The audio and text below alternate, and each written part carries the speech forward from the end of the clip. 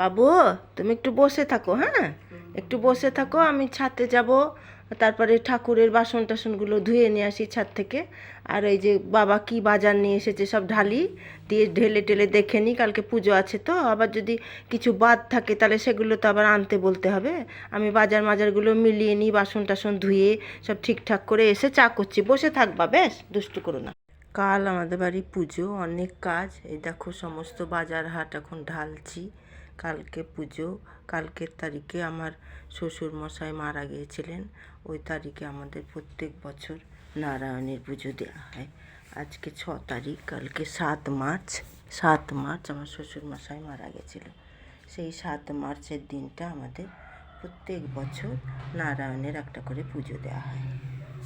সমস্ত কাজ আজ থেকে শুরু। এই যে সব নিচ মুছা ধোয়া করতে হবে।